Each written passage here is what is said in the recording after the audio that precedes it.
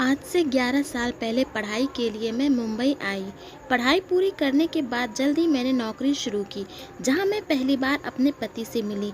किसी भी आम लड़की की तरह मैं अपने लिए प्यार और सुकून भरी ज़िंदगी चाहती थी और इसलिए जल्द ही मैंने शादी करने का फ़ैसला कर लिया। मैंने अपने पति के लिए अपना धर्म बदला, अपना नाम बदला और बड़े घर की बहू बन गई।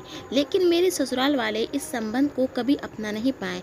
शादी के कुछ ही दिनों बाद से ही इन बातों को लेकर मेरे और मेरे पति के बीच झगड़े बढ़ने लगे और इसका खामियाजा मुझे हर रात भुगतना पड़ता था। मेरी मर्जी हो या ना हो, मेरे पति जबरन मेरे साथ संबंध बनाते थे। इस दौरान मुझे काटने, चोट पहुंचाने, तरह तरह से दर्द देना उनकी आदत बन गई।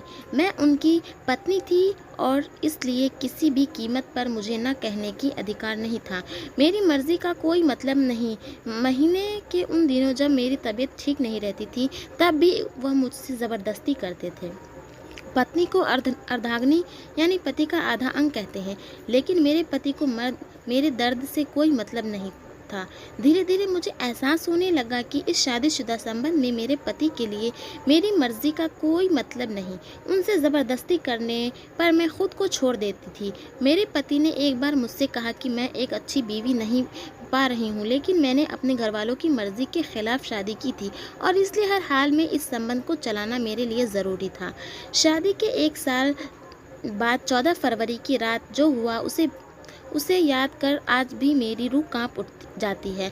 उस दिन मेरे पति का जन्मदिन था, लेकिन हमारी लड़ाई हुई। उन्होंने मुझे मार पीटा और घसीटकर बिस्तर पर ले आए और मेरे साथ फिर ज़बरदस्ती की। मैंने अपनी पूरी ताकत के साथ उन्हें हटाने की कोशिश की, लेकिन वे नहीं रुके। इसके बाद जब मैं दर्द से बेहोश हो गई तो वह दरवाज़ा बंद कर चले गए, जिसके बाद मेरे ससुराल वाले ने मुझे अस्पताल पहुंचाया।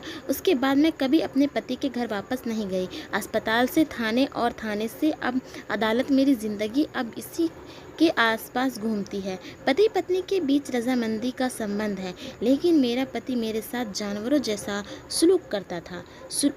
मेरे पति ने मेरे साथ जो किया उसे कानून क्या कहता है इसके मुझे कोई फ़र्क नहीं पड़ता, लेकिन मेरे शरीर के साथ जो किया गया उसे अगर आप पति का प्यार कहते हैं तो मैं इससे नहीं बल्कि हैवानियत कहूँगी।